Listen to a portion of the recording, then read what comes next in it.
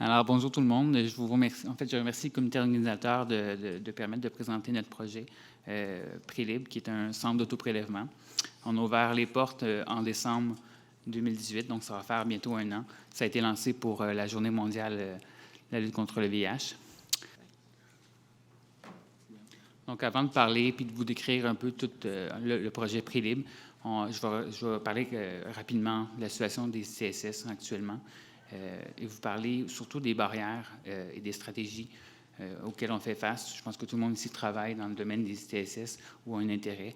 Donc, je pense qu'on est conscient des barrières, mais des fois, c'est bien de revenir à ça pour comprendre un peu l'essence de notre projet. Puis, on va vous parler également, en fait, je vais vous parler des données de recherche qu'on a, puis des développements qu'on développe actuellement. Pourquoi parler de santé sexuelle? Donc, c'est un sujet qui nous concerne tous. Là. Je pense que tout le monde est actif sexuellement. C'est un sujet qui est très tabou, qui est souvent stigmatisé, où est-ce qu'on est gêné d'en parler. L'impact des maladies, c'est une préoccupation en matière de santé publique, non seulement pour la grande incidence des ITSS, mais également pour les complications possibles et le rôle dans la transmission. Là, j'avais mis les données ici de 2017. On a eu la conférence tantôt avec les nouvelles données, mais ça représente un nombre qui est très élevé en termes de cas déclarés. Puis l'impact n'est pas seulement au niveau des ITSS, mais il y a également un impact financier qui est relié à ça. Si on regarde les barrières au dépistage, je pense que tout le monde est conscient de plusieurs volets. En première ligne, on voit souvent avec les patients le sentiment de culpabilité ou de jugement. Donc, on voit beaucoup de patients avec nez quorum on n'est pas leur médecin de famille, mais ils consultent pour nous voir. Ils ne sont pas à l'aise d'en parler. Donc, il y a un sentiment de culpabilité qui est relié. Le monde se sent facilement jugé ou ils ont peur d'avoir un jugement en parlant de leur vie sexuelle. Quand on parle de vie sexuelle, ne pas vouloir parler de sa vie privée, il y a un impact à ce niveau-là, puis ça limite les gens aussi d'en parler. On parle aussi de notion de confidentialité. Donc, d'aller dans des salles d'attente parce qu'ils sont bondés de personnes. On a peur des fois de croiser des gens à ce niveau-là. Au niveau des résultats, il y a la peur d'avoir des résultats positifs, mais également de devoir retourner pour avoir des résultats. Donc, il y a beaucoup de cliniques qui vont demander en fait aux patients de revenir pour les voir, pour obtenir un résultat. Donc, ça, c'est un frein à l'accès. Le manque d'information, de savoir quand est-ce que c'est important de faire un dépistage, ou c'est la première étape, mais aussi après ça, c'est de savoir où aller, quand devoir retourner. Au niveau de l'accessibilité, les services actuels ne sont pas toujours pratiques. Donc, on appelle et les délais de rendez-vous sont souvent très longs. Donc, on parle d'à peu près 3-4 semaines pour avoir un rendez-vous. Puis, les heures ne sont pas toujours compatibles avec l'horaire des personnes qui appellent pour prendre rendez-vous. Donc, ils doivent manquer le travail. Quand on parle de coûts, c'est des coûts qui peuvent être une barrière d'entrée en termes de ça ne me tente pas de payer pour le produit ou la consultation. Mais également, il y a des gens qui manquent le travail pour prendre un rendez-vous, qui attendent quelques heures pour avoir leur rendez-vous parce qu'il y a du retard. Puis, ils doivent retourner en plus pour leurs résultats. Donc, ça peut avoir un frein à ce niveau-là. La solution Prélib, en fait, c'est de prendre en considération toutes ces barrières-là pour offrir une nouvelle solution pour augmenter l'accès au dépistage. Donc, on se positionne vraiment comme méthode conventionnelle. Donc, on ne vient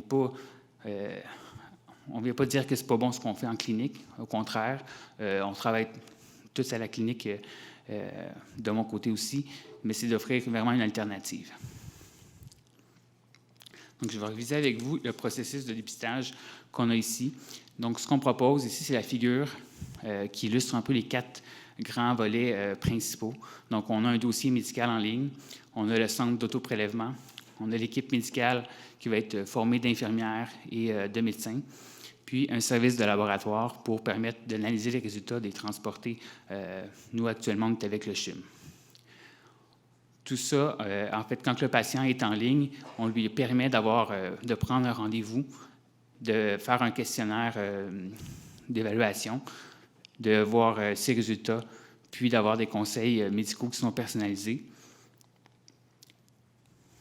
Donc, je vais reviser avec vous les étapes du processus de dépistage. Donc, ça commence par se créer un compte. Donc, ça prend quelques secondes de faire un compte. Donc, en quelques clics, c'est fait.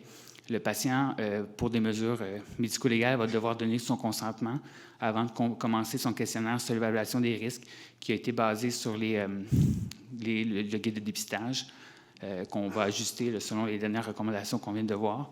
Donc, ça prend à peu près 5 minutes à compléter. Puis, une fois que c'est complété, le patient a accès à ces recommandations qui sont personnalisées. Les recommandations, on va les faire au niveau de la vaccination, au niveau de la PPE, au niveau de la PrEP. Donc, on parle aussi de condoms également. On parlait le partage de matériel d'injection. Donc, on fait vraiment des conseils qu'on adapte, comme si on était un peu avec le médecin lors de la consultation. Donc, on reproduit un peu ces recommandations-là. Il y a une partie qui est une méthode qui est le paiement. Donc, on sait que c'est une barrière qui existe actuellement. Les frais sont de 41,50 $. On a fait la plateforme gratuite pour les moins de 21 ans parce qu'on ne voulait pas que pour les étudiants, qui est un groupe à risque, qu'on ait des frais reliés pour ce groupe-là. Donc, c'est vraiment totalement gratuit, ce service-là pour les jeunes. Puis, conscient que le coût aussi, ça peut être une barrière pour plusieurs. Donc, on fait beaucoup de campagnes promotionnelles pour avoir des codes promo qui permettent de diminuer l'entrée pour prendre un rendez-vous dans nos services. Avant de venir au centre d'autoprélèvement, chaque consultation, en fait, chaque questionnaire va être envoyé au médecin. Donc, on a vraiment une plateforme aussi qui est faite pour l'équipe médicale. Puis ça permet en sorte de valider vraiment tous les questionnaires, de s'assurer que les conseils sont adaptés, puis de signer la prescription avant que le patient vienne à son rendez-vous. L'espèce de processus technologique continue tout au long. Fait qu'on accompagne le patient à toutes les étapes du processus pour vraiment diminuer les barrières humaines. Puis, ça fait que tout est informatisé au niveau des codes pour rentrer. Donc, il y a une borne d'inscription avec le code d'utilisateur pour pouvoir déverrouiller la porte. Puis, c'est mis c'est comme linké avec le dossier médical qui permet de dire à l'infirmière que le patient est vraiment rentré dans la salle d'attente. Donc, il n'y a pas de réceptionniste sur place. Les prélèvements qui sont offerts, c'est en autoprélèvement, on parle de chlamydia, gonorrhée. Puis, en prélèvement sanguin, syphilis, hépatite B et C et VIH. L'infirmière sur place, c'est nécessaire, donc c'est un peu un contact humain. Elle peut répondre aux questions sur place, puis avaler l'identité avant d'assigner le patient dans sa cabine individuelle qui est assignée. Donc, chaque cabine est munie d'un écran, puis l'écran, avec le code d'utilisateur, permet en fait au patient de s'identifier et de voir les vidéos qui lui sont attitrées de manière personnalisée selon son questionnaire. Donc, s'il n'y a pas d'indication pour faire un test anal, il n'y aura pas de vidéo anus. Puis, il y a le libre choix de retirer une vidéo s'il ne veut pas le faire. Donc, on va avoir une notification à ce moment-là que le patient a décidé de refuser de faire son test. En cabine, il fait ses prélèvements par lui-même. Il y a un bac à dépôt directement à l'intérieur. Puis, il va pouvoir quitter directement sans revoir l'infirmière après. Donc, on parle d'un rendez-vous qui dure en moyenne entre 15 et 20 minutes. Pour le partage des résultats, donc c'est tout géré par l'équipe médicale. Donc, là, ça va être révisé par le médecin. On va les mettre à l'intérieur du dossier médical du patient en 7 jours. Donc, c'est vraiment très rapide pour qu'il ait accès.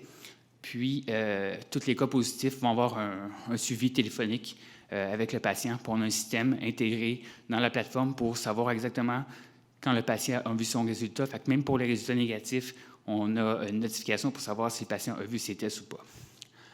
Tous les conseils post-test, on les a aussi effectués avec des recommandations qui sont personnalisées. Puis, il y a des contrôles pour les différentes périodes fenêtres qui vont faire des services de rappel pour le patient pour être sûr qu'il se rappelle qu'il a besoin de faire ces contrôles selon la dernière relation non protégée. Si on regarde les résultats, donc on a voulu évaluer, nous, si notre modèle était faisable et acceptable. Donc, pour arriver, on a pris les données, puis on a regardé le taux de complétion pour chacune des étapes pour voir s'il y avait des problèmes à ce niveau-là. Puis, on a regardé le taux des ITSS parmi nos utilisateurs et utilisatrices à ce niveau-là. Fait que je vais vous les présenter. Les données qu'on a actuellement, c'est du 1er décembre 2018, donc dès l'ouverture jusqu'au 19 juillet 2019. Ça a été fait sur une population qui est asymptomatique. On a pris les patients RAMQ et hors RAMQ de 15 ans et plus. Donc, pour ce qui est du taux de complétion de dépistage, donc, on voit que pour chacune des étapes ici, on est en haut de 75 à chacune des étapes. Où est-ce qu'on perd le plus de patients? C'était au niveau du paiement. Donc, on perdait à peu près un 15 de patients à ce niveau-là. C'était sans grande surprise. Par contre, la donnée qui est intéressante, c'est que les patients qui prennent un rendez-vous, on a un taux de présence à ce moment-là de 96 donc, presque tout le monde qui prenne un rendez-vous vont venir à leur rendez-vous directement. Fait qu'on avait 658 patients qui sont venus dans cette période-là.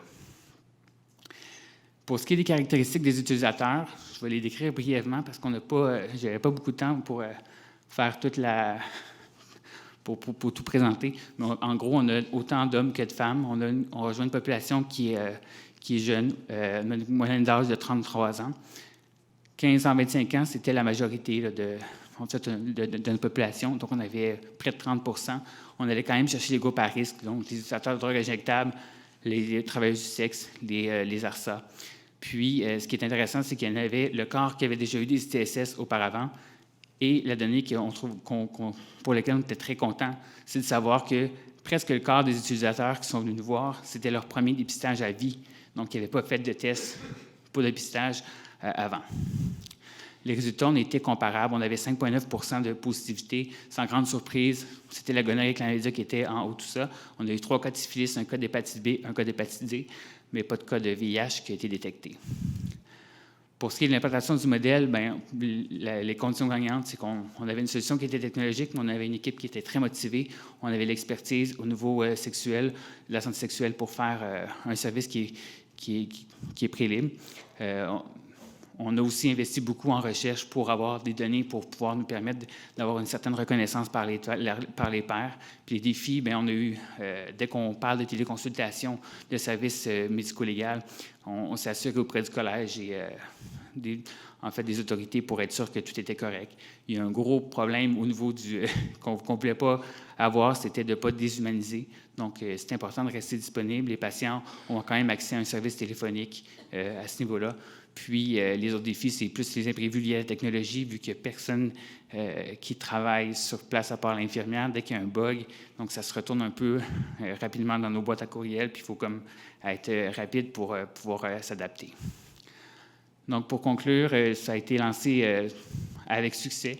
Donc, je pense qu'on a montré notre faisabilité, notre acceptabilité. Donc, ça continue à super bien aller à ce niveau-là. On a un bon taux de complétion à chacune des étapes. On va déclarer 5,9 de positivité. Puis, c'est ça, je voulais rappeler qu'il y a presque le quart que c'est leur premier dépistage à vie. Donc, on était bien contents de ça. Au niveau de la recherche, on est en train d'évaluer actuellement la satisfaction des patients. Puis, il y a différents développements en cours pour améliorer les fonctionnalités pour que le patient se sente le plus confortable dans son parcours avec nous. Fait que je voulais remercier aussi toute l'équipe qui a travaillé à Prélib, notamment Dr. Kenneth qui a présenté ce matin. Puis ça, c'est un exemple un peu de campagne qu'on fait pour avoir une campagne qui est un peu plus jeune et qui n'est pas nécessairement sur la prévention, mais que ça fait un reflet. Fait qu'on trouvait ça, c'est un peu la manière qu'on va souvent chercher les gens pour faire un test.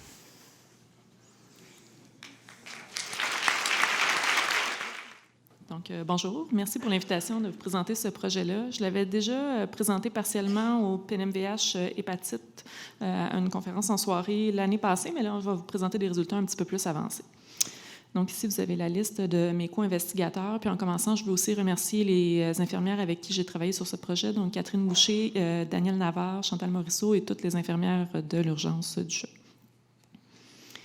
Dans les conflits d'intérêts potentiels, ici, je veux souligner que le projet que je présente aujourd'hui a été financé par le ministère de la Santé et des Services sociaux du Québec, Gilead et Merck, donc les 3 conjointement, donc il n'aurait pas été possible de le faire sans ces 3 partenaires-là.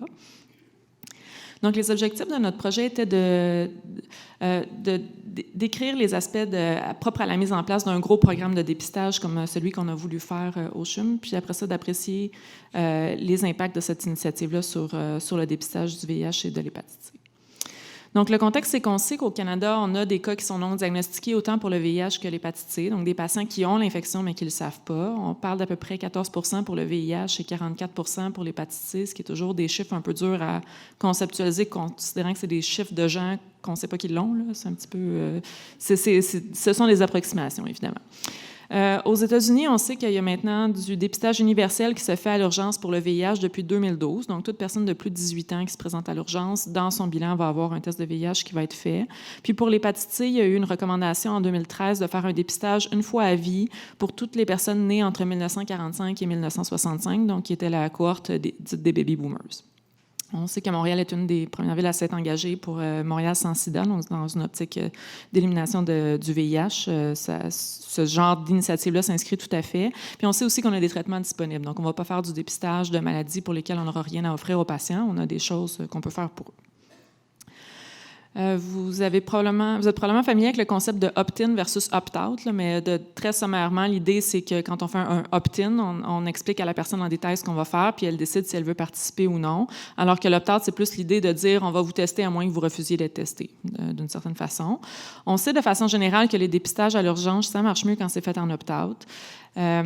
Au Québec, on utilise plus ou moins déjà cette stratégie-là pour les femmes enceintes, ou probablement que la majorité des femmes qui ont été enceintes dans la salle ne se sont pas fait dire qu'elles avaient un test de VIH qui était fait dans leur bilan, là, ce qui n'est peut-être pas tout à fait idéal, mais c'est ce qui est fait. Puis on sait aussi que le fait de faire un counseling pré-test très, très extensif par rapport au VIH n'a pas nécessairement toujours les aspects escomptés. Là. Ici, il y a le projet AWARE qui avait été fait, où il avait regardé le fait de faire un counseling un peu plus extensif, est-ce que ça réduisait les TSS à 6 mois, puis il n'y avait pas de différence entre les deux groupes qui avaient été présentés. Donc, ça vaut certainement la peine. Je suis pour le consentement éclairé, là, on s'entend, là, mais des fois, de se bloquer par rapport à un très, très long consentement, ça peut être remis en question dans certaines circonstances. On sait aussi que le dépistage va être co-efficace dans un contexte d'urgence si on trouve un cas positif de VIH pour 1000 patients testés. Pour l'hépatite C, il n'y a pas de seuil qui a été déterminé. Donc, c'est un petit peu les chiffres qu'on avait en tête en commençant le projet.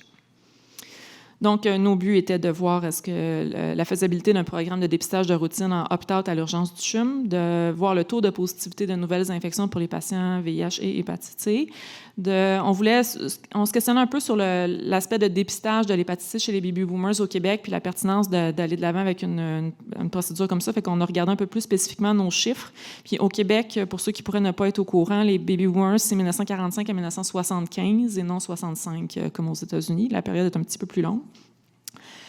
Puis finalement, on voulait évaluer pour les cas positifs quelle était la liaison avec le système de santé pour les personnes qu'on avait trouvées. Donc, pourquoi au CHUM? Premièrement, raison de base étant que je travaille là. Donc, c'est sûr que ça simplifie les choses, mais aussi géographiquement, on est à côté du quartier gay, donc évidemment dans un quartier peut-être un petit peu plus à risque. On a beaucoup de patients utilisateurs de drogue qui entourent l'hôpital. On est à côté de Cactus, à côté de certains sites d'injection supervisés. Pas loin de Old Prairie Mission et d'autres refuges pour personnes en situation d'itinérance. Donc, c'est la clientèle sur laquelle on peut avoir un peu plus de renseignements au CHUM. Puis, évidemment, le CHUM n'est pas la bonne place pour avoir de l'information sur les populations des Premières Nations, sur les communautés culturelles, puis pour les patients qui viennent de régions qui sont non urbaines. Ce n'est pas notre clientèle cible. Donc, mes données sont évidemment moins généralisables pour ces populations-là. Donc, l'objectif était de faire 4000 tests de VIH et d'hépatite C avec le test standard qui est utilisé au CHUM actuellement, qui est la technique architecte d'Abbott. Donc, nos grosses machines qu'on fait dans le labo, ce n'était pas des tests rapides. On testait les patients âgés de 18 à 73 ans, 73 ans correspondant à 1945 au moment où on a fait les tests.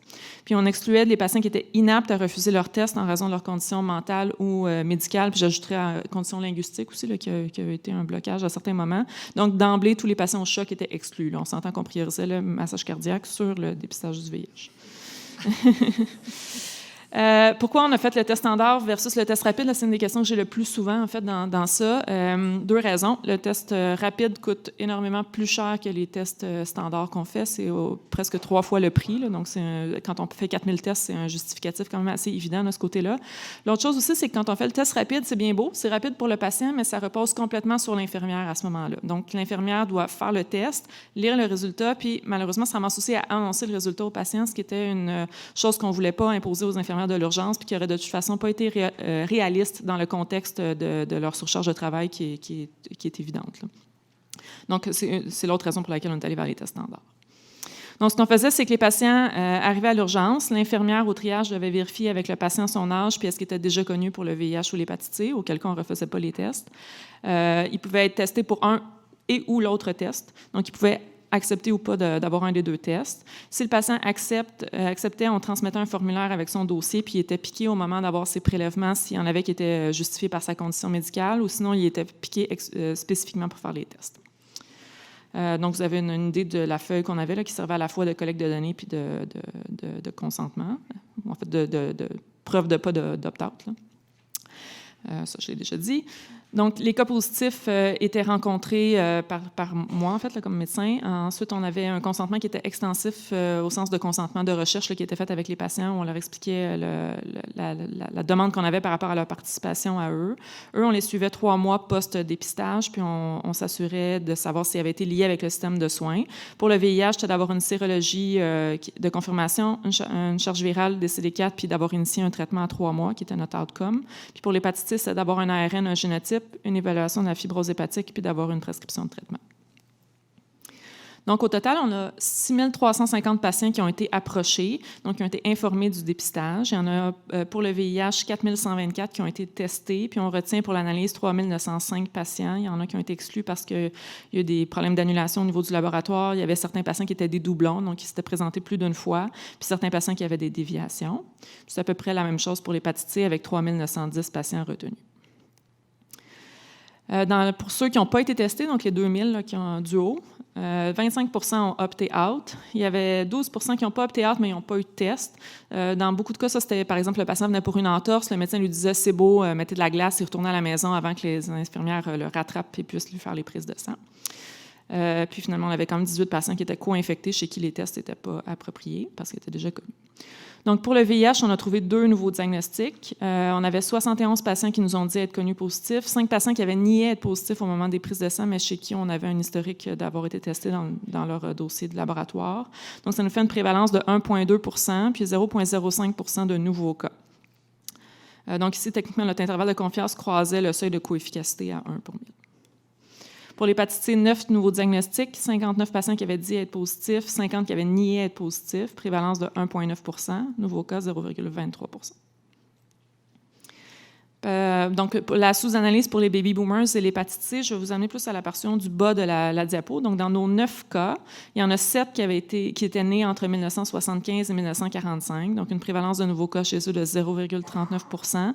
Par contre, si on regarde juste 1945-1965, c'est 3 des 9 cas. Donc, ça veut dire que dans la période 75-65, on avait le 4 des diagnostics. Donc, c'est vraiment, si on regarde les baby boomers, il faut vraiment étirer la période telle que suggérée.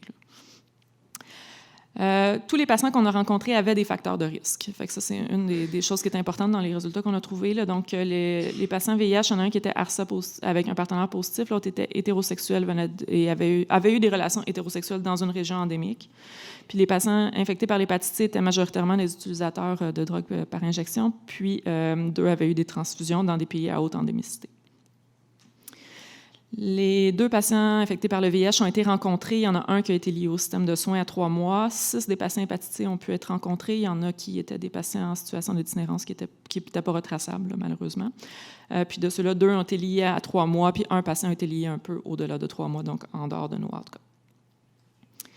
Je conclue rapidement sur les défis qu'on a rencontrés avec principalement les défis en caractère gras. Fait que le gros problème de ce genre de programme de dépistage-là, c'est que ça repose beaucoup sur les infirmières, puis on s'entend que les infirmières à l'urgence, ils ont beaucoup de choses à faire. C'est des petites abeilles qui courent partout. Donc, le problème de ça, c'est sûr que si on veut aller vers un programme de dépistage dans une urgence, il faut trouver une façon d'intégrer ça dans la routine de travail, puis c'est pas nécessairement évident. L'autre problème qu'on a eu majeur, c'était surtout de retrouver les patients qui n'avaient pas d'adresse ou de numéro de téléphone, ce qui n'est pas toujours évident non plus. Nous, ce qui a été très long, ça a été le suivi des cas négatifs, là, parce que dans la vraie vie, on aurait probablement suivi juste les positifs. En pratique, comme c'est un projet de recherche, on a visé tous les négatifs de leurs résultats. Puis, au niveau de la liaison des cas positifs, c'est quand même des résultats un peu décevants, là, avec au total 2 patients VIH-C, un patient VIH qui ont été vraiment liés. Par contre, ici, je pense que les enjeux n'étaient pas vraiment liés au dépistage, c'était plus des enjeux vraiment liés avec la liaison au système de soins par la suite, donc au-delà de ce qu'on testait dans notre étude. En conclusion, le dépistage à l'urgence au Québec, c'est faisable, mais c'est difficile. La participation des infirmières, c'est critique, c'est le nerf de la guerre si on veut que ça marche. Chaque cas compte, évidemment. Là, ceux qu'on a trouvés, on les a trouvés puis ça les a aidés, mais il y a quand même peu de cas qui ont été trouvés par rapport à l'effort fourni. Fait qu'avant d'aller de l'avant avec un programme comme ça, il faut quand même avoir une réflexion. Tous les patients avaient des facteurs de risque. Moi, je pense que la piste de réflexion, elle est là. Est-ce qu'on devrait probablement faire une recherche encore plus active que ce qu'on fait déjà là, de ce côté-là? Voilà. Merci. Merci. Bonjour à tous. Je suis un ancien Montréalais, mais je suis basé à Ottawa. Ça m'a pris à peu près le même temps que le collègue de Saguenay qui a pris 1h30 pour arriver au centre-ville de Montréal. Donc, je pense que je suis en banlieue de Montréal aussi.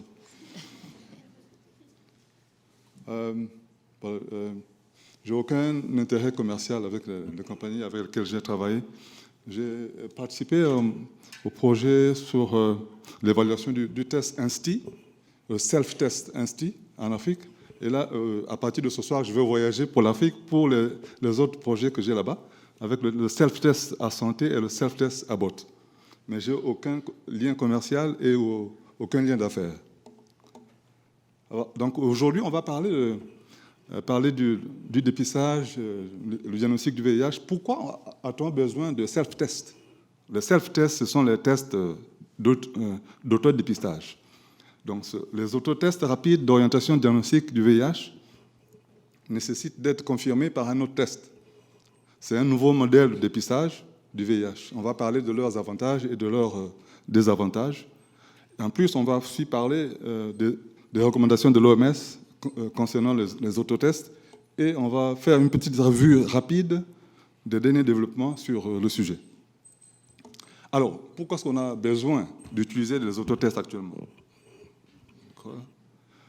Parce qu'on a encore, je n'ai pas de pointeur ici, mais vous pouvez voir que ceux qui sont en rouge, pour le premier maillon de dépistage, il y a à peu près la moitié des gens dans le monde entier qui ne savent pas qu'ils sont infectés.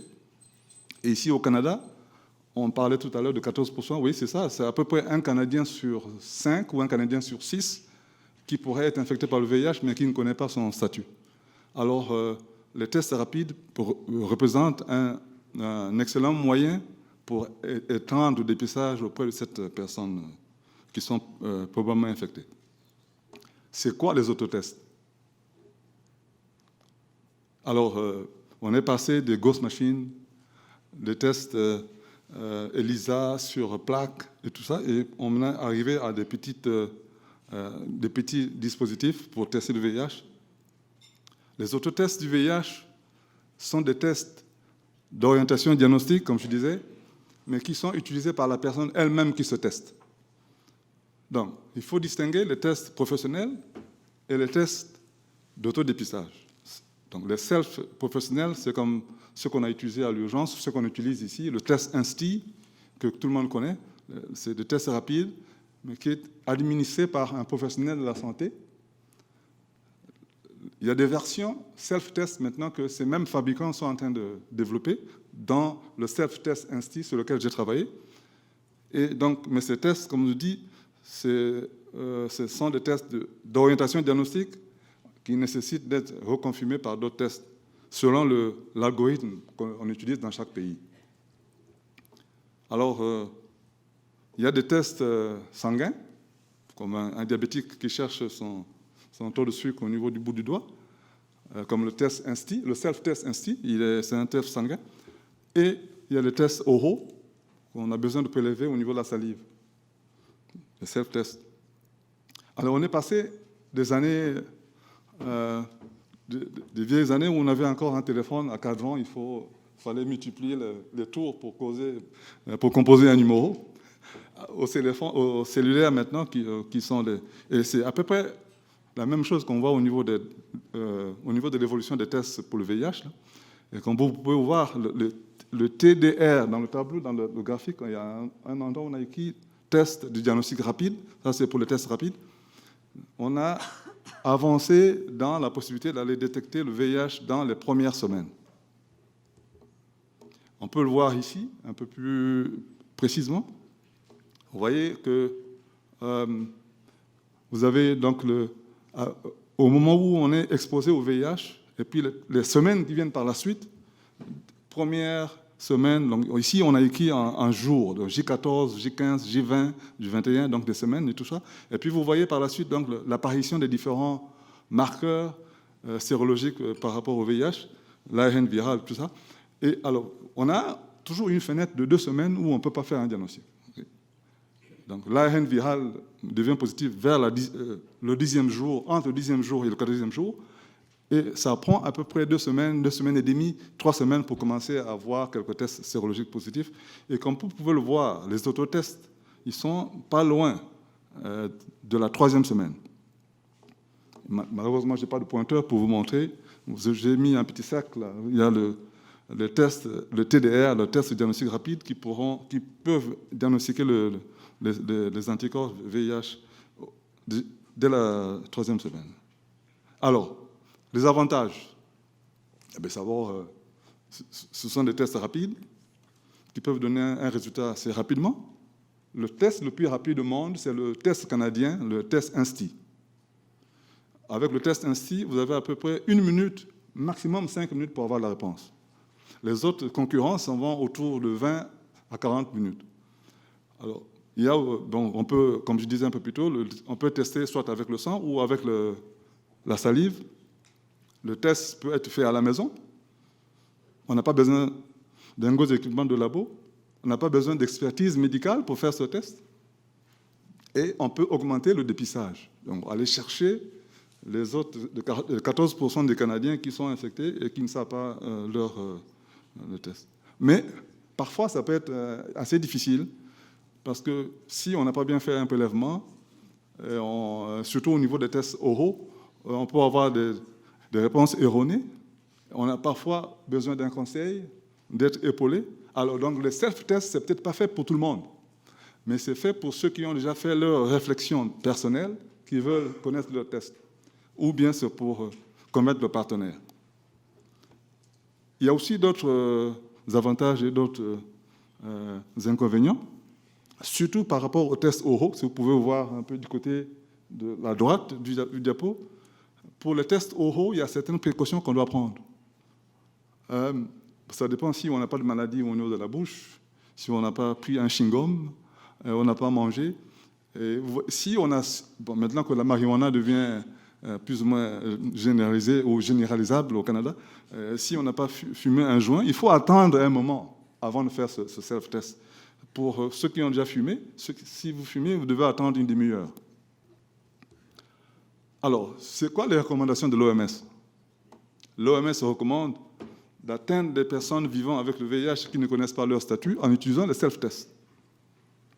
L'autotest de dépistage est un processus par lequel la personne prélève elle-même l'échantillon, ça peut être soit la salive ou le sang, effectuer son test, l'interprète, la personne interprète son résultat elle-même, puis souvent dans un cadre privé. Par la suite, peut aller se présenter chez un professionnel de la santé pour la confirmation du test.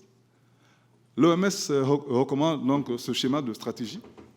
Vous avez donc le test d'autodépistage. AO, c'est autodépistage.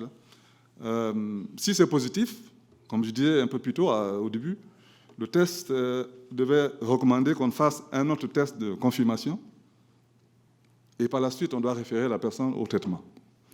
Si le test est négatif, il y a la PrEP. On va écouter ce que notre ami du Saguenay nous a dit tout à l'heure. On doit prendre la PrEP. Ou suivre la possibilité de faire un autre test avec un autre moyen. Donc, on peut répéter le test plus tard avec un autre test. Alors, pourquoi est-ce qu'on en est arrivé là? Il y a eu plusieurs recherches qui ont été faites. Beaucoup de recherches qui ont été faites pour la sensibilité et la spécificité des autotests. Des approches qui ont été utilisées avec assistance, sans assistance, avec quelqu'un qui est à côté de vous, qui vous voit faire le test, qui vous aide.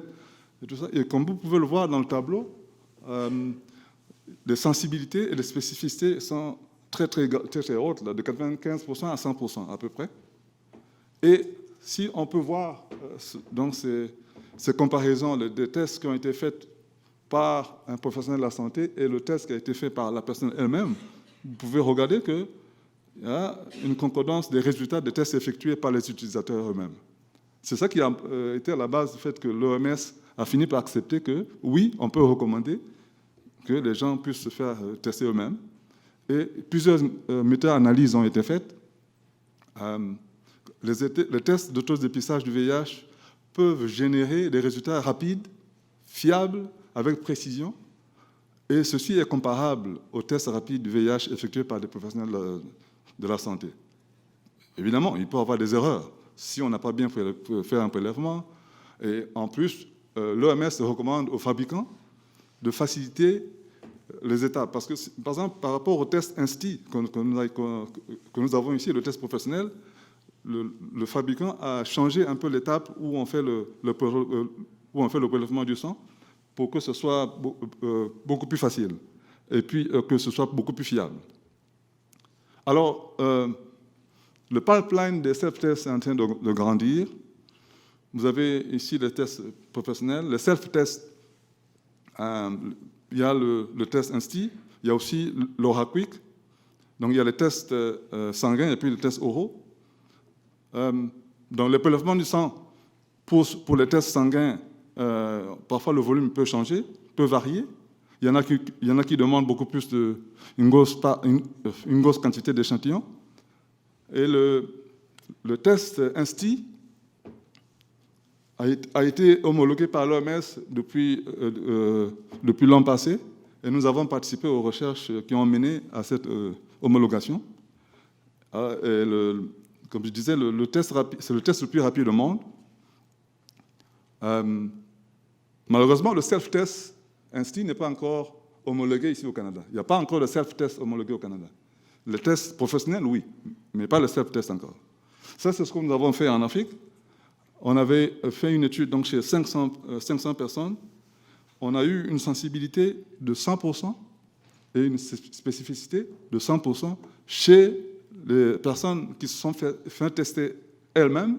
Il y avait des observateurs dans la salle qui regardaient toutes les étapes sur lesquelles les gens devaient passer pour compléter les tests. Et puis par la suite, il y a eu un sondage qui a été fait auprès de ces participants.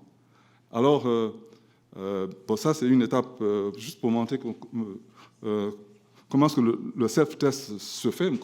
Par manque de temps, je ne peux pas aller dans chaque étape pour expliquer. Là. Et alors, plusieurs pays dans le monde sont en train de changer leur politique de dépistage pour inclure les self-tests. Comme vous pouvez le voir, au Canada, on a encore un petit vert pâle. Le vert foncé, c'est aux États-Unis. Ils ont une politique qui est déjà vulgarisée, qui est inscrite dans leurs guidelines. Je pense que les guidelines vont changer au Canada et au Québec aussi, peut-être bientôt. Alors, sans plus tarder, on doit inclure les self-tests dans toutes les approches possibles de dépistage pour le VIH. Ça fait partie de toutes les options de traitement. Je veux remercier tous les participants qui ont pris part aux études que nous menons en Afrique, mon équipe de recherche et puis évidemment ceux qui nous ont financés. Merci beaucoup.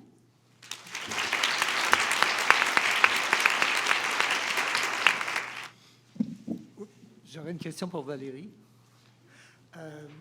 C'est quelque chose.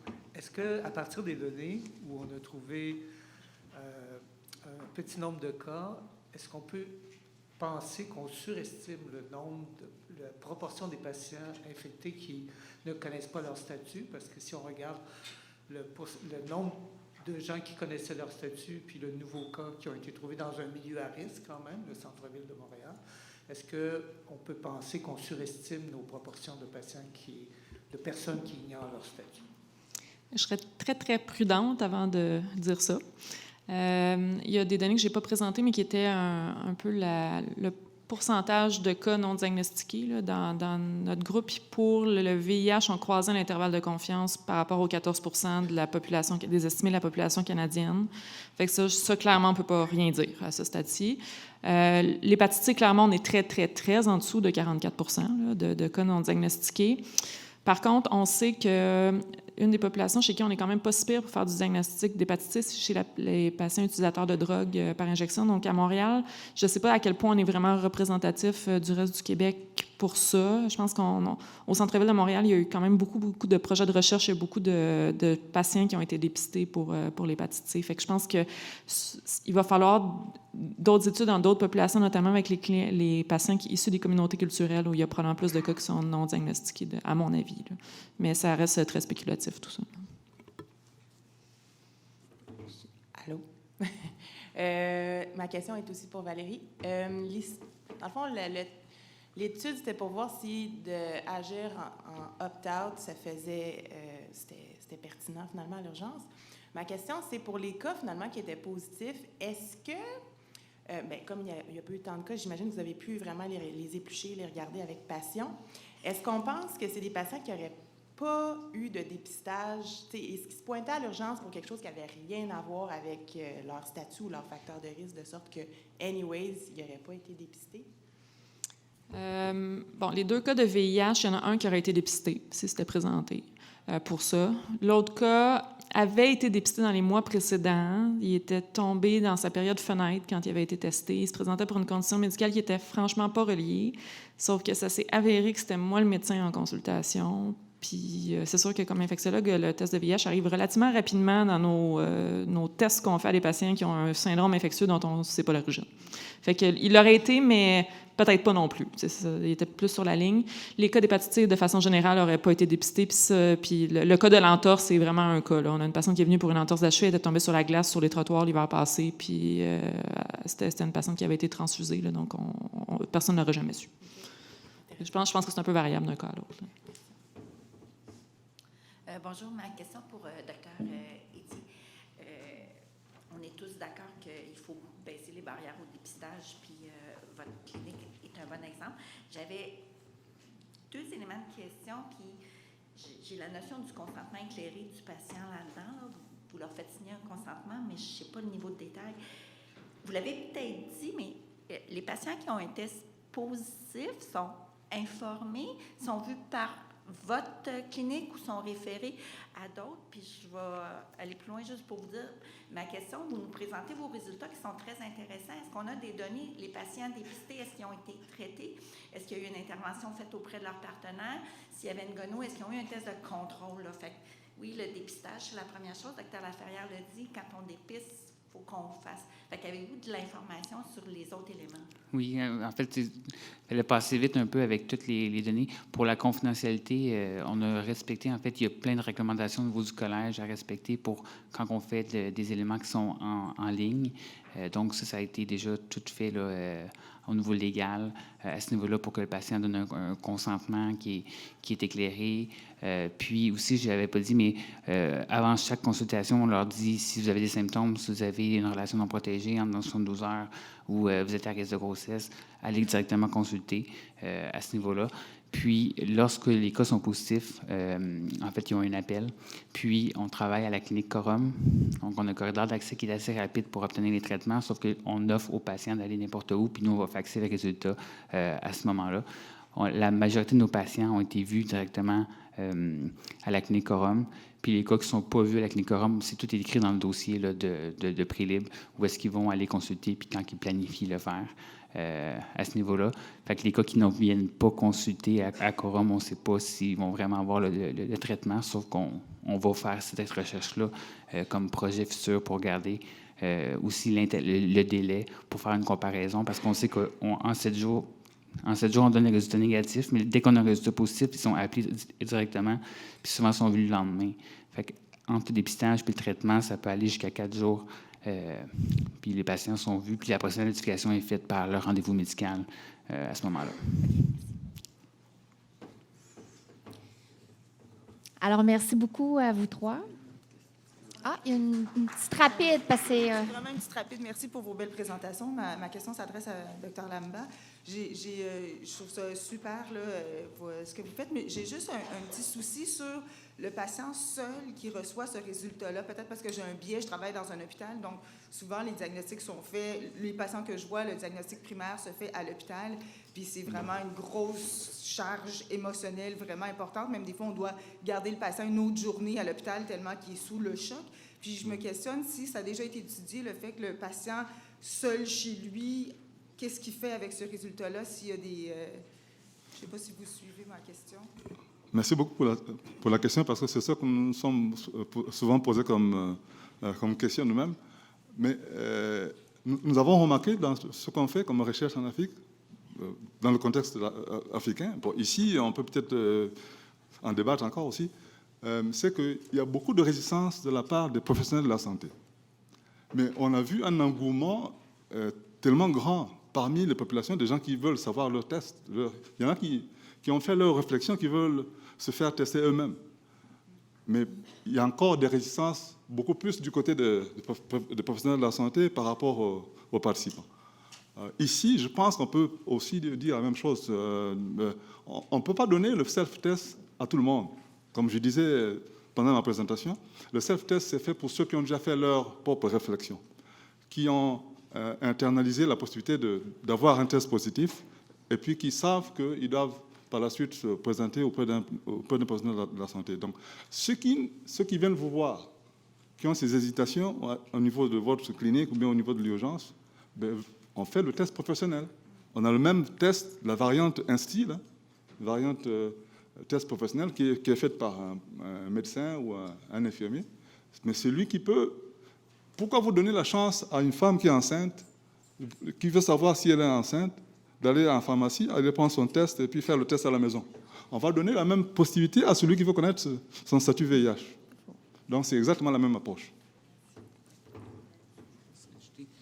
Puis, je voudrais juste ajouter aussi que si on compare avec Paris, qui a vraiment des grosses initiatives dans le 90, ils ont beaucoup de données à ce niveau-là. Ils font plusieurs points de service. Ça peut être un modèle intéressant là, à se baser pour offrir le test, l'autotest pour le VIH. Ils sont beaucoup plus avancés à ce niveau-là, là, au niveau d'offrir des services. Puis, ce qu'ils avaient vu au niveau de l'autoprélèvement, en fait, l'autoprélelement, c'était que ça allait chercher des gens qui n'allaient pas nécessairement en clinique, mais c'est du monde qui était prêt, puis ils ont des corridors d'accès 24/7 pour répondre aux questions, puis offrir un support pour les cas positifs à ce moment-là. Dans le fond, ce que je comprends, c'est que quand on fait notre propre test, on est prêt à avoir la réponse, tandis que nous, à l'hôpital, c'est souvent comme le patient ne s'attend pas du tout à ça, on fait le test, puis là, on y reçoit le résultat qui était... Merci. Merci beaucoup à vous trois.